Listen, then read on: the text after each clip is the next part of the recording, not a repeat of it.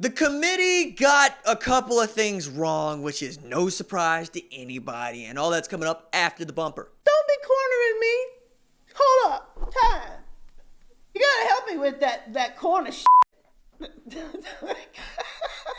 What's up, kinfolk? It's RJ Young. I'm not on a step mill. Consider hitting the like and subscribe button because I upload a video every single day. So it's OU related, college football related, sports related. We have a good time. And today, I want to talk about a few things that I believe the committee got wrong in its Week 12 college football playoff rankings. And I'm going to get to those things, but first I want to remind you that if you sign up for my newsletter between now and December 7th, you get an opportunity to win this Hertz lamp. OU lamp, depending on what you want to call it. If you're a Texas fan, I'm sorry, maybe re-gift it. If you're an Oregon fan, it's an OU lamp. I mean, you can still do something with that. Sign up for the newsletter. There's a link in the description below. I have been writing some really, somebody wrote me back and said, hey, RJ, these are bangers. There you go. Also some free stuff in there for those of you that are into free stuff and who isn't into free stuff. Okay, so the first thing that I have beef with the committee, well, let's not start with beef. Let's start with a positive. I've been told, hey, RJ, you're so negative. Why don't you start with positives? Positives. I get the LSU ranking at number 1. I think they got that one correct the more that I think about it. I think Ohio State's a better football team, but based on the criteria for which they're using, which is who did you beat, that's at the number 1 of this list. Who did you beat? I think they get LSU right because, as Mullen said, LSU's beaten 4 ranked opponents, right? And all 4 are inside the top 10 according to the AP rankings or the college football playoff rankings, and that ain't an easy thing to do, right? So you get LSU at number 1 with a good win, a demonstrative win, a win that was much farther apart on the field than it was on the scoreboard against Alabama. And Alabama, to that point, was undefeated and considered one of the class teams in all of college football. At number 2, Ohio State, who also sent a message to everybody in college football.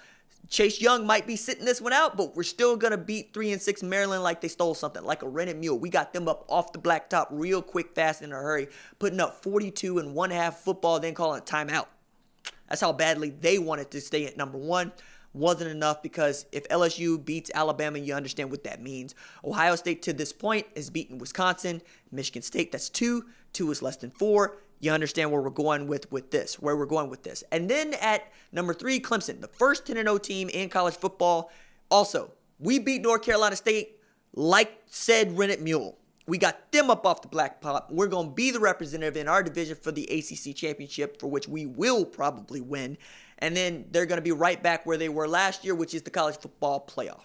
And then we got into shenanigans with Georgia at number 4. This is incorrect. This is incorrect, okay? It's incorrect because, 1, you're telling me that Alabama is a worse football team than Georgia, and you're telling me that Georgia's demonstrative win over South Carolina means less than Georgia's loss to South Carolina at home, where Will Muschamp's made off with some of the hedges along with his players, okay? This is also the same South Carolina team that just got beat down by Appalachian State, who the committee ranked. Okay, so that loss for me outweighs anything that Georgia did with its 2 ranked wins. It just does, right? I mean, but I also understand if you're going to keep with your terminology here, you're going to say, hey, look, Georgia has ranked wins against, I can't believe I'm actually saying this out loud, Notre Dame and friggin' Florida. And Notre Dame being ranked at 16 is a joke, but we're neither here nor there because at the time we all thought that they were pretty decent, could be pretty good, didn't think they were going to be a top 10 team. And the fact that they're 3 spots behind an undefeated Baylor team speaks to the hubris and elitism of all the dudes that are on this committee, okay? Then at number 5, Alabama at 5, I could see them even as far down as 10, but that's neither here nor there. I got beef with you moving up Oregon to the 6th spot off of a bye. Its best win is against an Auburn team that has 2 losses. Now, its losses are to, yes, Florida, who also has 2 losses, and LSU. I don't get that one. I also don't get Utah being ranked behind them with a loss to a USC team that might not even get to bowl eligibility. Okay? And then we saw them use USC as a talking point. The folks living in Los Angeles don't even use USC as a talking point. So that was asinine. And then at 8, you have Minnesota, which is a slap in the face. I understand that if Minnesota continues to just win, they'll get right where they're supposed to be. they beat Ohio State, nobody's going to keep them out of the college football playoff. But I think it is speaking to just how little you care that this team has gone to 9-0, because the last time they got to 8-0, they claimed a national championship. So one, it's a big deal for them, but also they are undefeated, and they're one of 5 undefeated teams left in this division. 3 of them are ranked inside the top 5. The other 2, one is ranked outside of the top 5, and one's ranked outside the top 10. I think Minnesota is a top 10 team. I also think they're a top 5 team. Put them where they're supposed to be, which would be in the spot where Georgia is. Okay? And then at number 9, Penn State, who fell because they lost to Minnesota, who was ranked number 4 in the country, based on what? Based on beating Michigan and beating Michigan State. I don't get that either. I think Penn State has to fall farther if they lose to an undefeated team, in the same way that I think that Alabama should fall farther, right? Then you get to number 10, Oklahoma, with the 1 loss against Kansas State team that they just ranked, because apparently there's just some Kansas State truthers on that panel, because 2 losses, 1 to Oklahoma State, who's 6-3, and 1 to Baylor, undefeated, and they got the good win against Oklahoma. Oklahoma at 10. This channel does a lot of Oklahoma. We don't need to sit there, but I think that if they win out, they'll give themselves an opportunity to be in this college football playoff, because chaos will ensue, because it always does. And then you get into the 2 loss teams ranked ahead of Baylor. And that's the really egregious effort about this, or that, not effort, the really egregious mistake, because you're not efforting. It's getting ahead of myself in my brain. You're not efforting because you don't think that Baylor's that good, right? Even though you ranked 2 of the teams that they beat down. And you ranked a team that they play on Saturday ahead of them with 1 loss. I just don't live in that world. I don't live in the world where I go, schedule sucks. Okay, but okay, I get the reasoning here. Again, they want to put ranked wins ahead of anything else until they get to the conference championship games. So you're going to say that Florida has better wins than Baylor, even though the 2 losses somehow just don't matter? I wonder what it would look like if Georgia had beaten 5, ranked opponents and lost 4 games.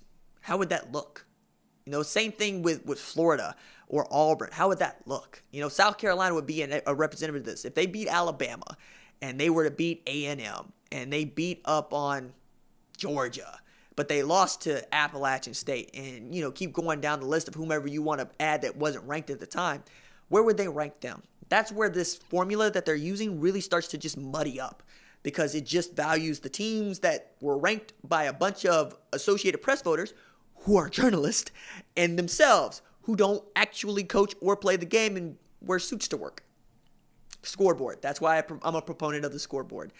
I want a 16-team playoff, but at the very least, expand this thing to 6. This is asinine, right? And then you can keep going down where you got 2 3-loss teams ranked. Texas gets ranked off of beating Kansas State. Kansas State doesn't drop off the loss to Texas. What are we doing? Just the shade that's being thrown here. I don't like it at all. I think the mistake that was made, that was biggest, is Georgia and, of course, Baylor. And I think these things will work themselves out. We still have weeks to go, and these are talking points that we have. I also like that Reese Davis is out there just stirring the pot, going, what if 2-loss Georgia beats LSU in a championship game? Well, what if your mom was your uncle? If it happens, let's talk about that then. But right now, today, based on what teams have done, you can see the formula they're using, the criteria they're using to get to where they get where these rankings. I just don't agree with it.